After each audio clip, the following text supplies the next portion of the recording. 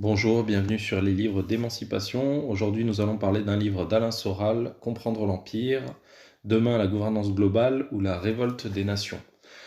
Alors, je vais faire une petite introduction inhabituelle, car je vais brièvement parler de son auteur, Alain Soral, qui est sûrement l'un des hommes que le pouvoir profond haït le plus, et quand on lit le livre, on peut comprendre pourquoi. Je précise que je ne connais pas Alain Soral ni de près ni de loin, et que je n'ai pas d'avis sur cet homme. Mais que malgré ce dont on l'accuse, je souhaitais lire ce livre pour me faire ma propre opinion, et non pas celle que l'on me dicte. Ce que je peux vous en dire, c'est qu'à aucun moment lors de ma lecture, je n'ai vu de propos racistes ou antisémites, et rien non plus sur son supposé côté suprématiste blanc.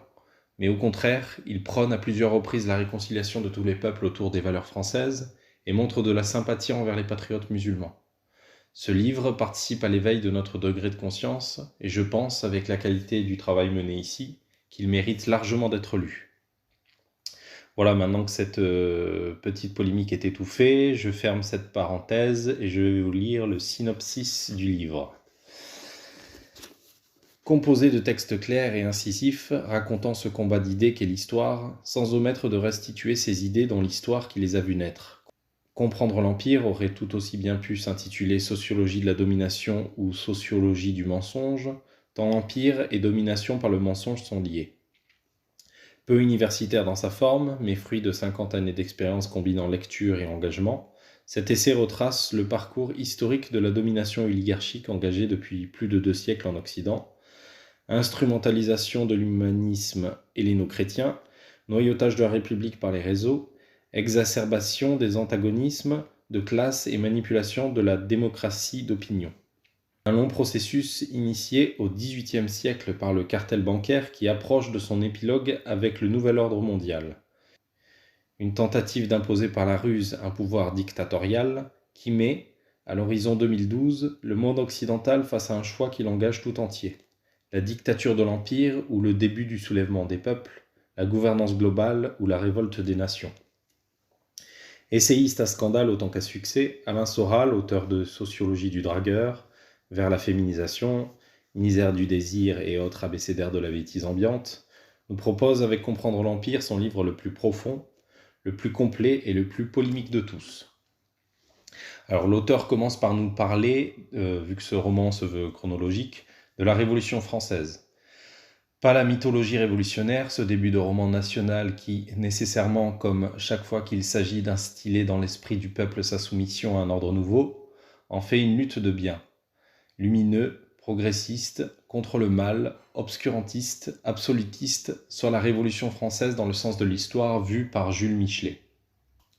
Cette victoire politique fut d'abord celle de la Révolution bourgeoise, qui, dans un désir d'enrichissement et de pouvoir effréné, avait tout intérêt à faire tomber les dogmes de l'Église, et par extension le roi. C'est d'ailleurs cette avidité qui a provoqué la Révolution. Elle commence par la dérégulation des marchés des denrées, voulue par les philosophes des Lumières en 1763, qui conduira au mécontentement et à la famine du peuple, et s'achèvera en 1796 avec le massacre de tous les opposants républicains et du génocide vendéen. Qui peut croire qu'après 1308 ans de royauté, une simple mauvaise récolte a pu mener à une révolution comme le prétendent certains historiens ? Une des preuves que cette révolution se veut avant tout être celle des bourgeois est la promotion, seulement 2 ans après la prise de la Bastille, de la loi dite Le Chapelier. Il faut savoir que la notion de syndicat n'est pas née en 1968 comme le veut la croyance populaire, mais était déjà là au temps du Moyen-Âge. Il s'agissait de corporations de métiers, qui se regroupaient pour faire valoir leur intérêt et celle du bien commun. Ces corporations avaient beaucoup d'influence et pouvaient même être reçues par le roi lui-même si le besoin s'en faisait sentir. La loi Le Chapelier a proscrit les organisations ouvrières et les rassemblements de paysans, interdisant, de fait, les grèves et la constitution de syndicats. Elle ne visait ni les clubs patronaux, ni les trusts, ni les ententes monopolistiques qui ne furent jamais inquiétées. Nous sommes en pleine naissance du libéralisme économique et de ce qu'il provoque de plus dramatique. La question à se poser est, avions-nous tant besoin d'une loi pareille, fait prestement, qui a considérablement réduit les moyens de défense des ouvriers et des paysans, si la révolution, comme on nous le répète inlassablement, est une révolution du peuple ? Ou finalement, le peuple ne fit-il pas un outil manipulé au service des puissants ?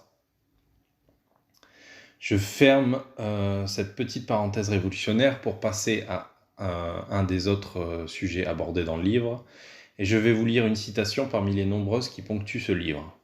« Il est appréciable que le peuple de cette nation ne comprenne rien au système bancaire et monétaire, car si tel était le cas, je pense que nous serions confrontés à une révolution avant demain matin. » Henry Ford.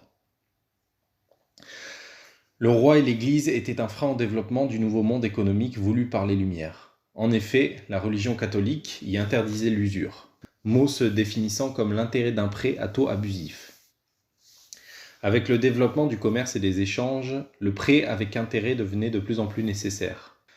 Pour ce faire, l'Église confie donc cette pratique, à la fois ignoble et nécessaire, à une caste maudite, maintenue hors de la société de Dieu, par qui circulera l'argent, mais à qui on se gardera bien pour qu'elle ne vienne pas menacer avec son accumulation de profits l'ordre social, de lui octroyer aucun droit politique. Ainsi existera-t-il pendant quelques siècles et jusqu'à la Révolution une société double, l'une officielle, prestigieuse et spirituelle, mais s'appuyant en douce sur une caste cachée, officieuse et maudite, accumulant progressivement dans l'humiliation la richesse de l'usure, qui par ailleurs sera un très bon outil de corruption et de domination. C'est par cet acide matériel de la tentation, rongeant de plus en plus la société spirituelle, qu'arrivera fatalement la destruction de la monarchie, et que les bourgeois, qu'ils soient marchands, banquiers ou propriétaires terriens, prendront les pleins pouvoirs. L'auteur nous parle ensuite de l'évolution du monde bancaire, du capitalisme effréné qui par essence n'a pas de but social, et de sa domination sur le pouvoir d'État. Mais revenons sur le pouvoir bancaire. Différentes étapes furent primordiales pour asseoir sa domination. Dans un premier temps, il fallait, pour inverser le rapport de force, privatiser les banques centrales afin de prendre le contrôle de la monnaie.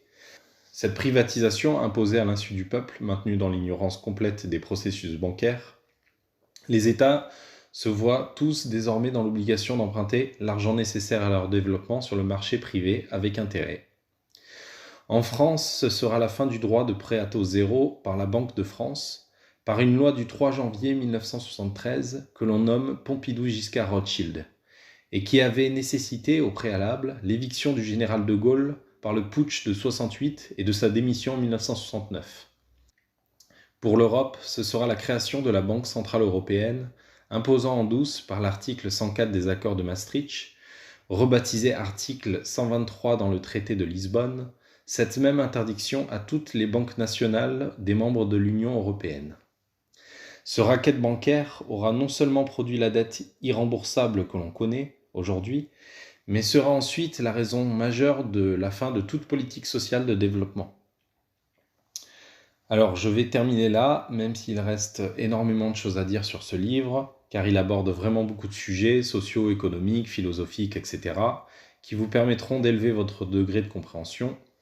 Et se veut être une sorte d'encyclopédie de l'Empire ou du pouvoir profond, peu importe la manière dont on le nomme. C'est un livre qui fait 237 pages et qui coûte la somme de 15,50 €. Alors je finis quand même sur une des nombreuses citations du livre. Je cite « Le travail du journalisme consiste à détruire la vérité, à mentir sans réserve, à pervertir les faits, à avilir, à ramper au pied de Mammon et à vendre son pays pour gagner son pain quotidien, ou ce qui revient au même, son salaire. Vous le savez comme je le sais. Alors qui peut parler de presse indépendante ?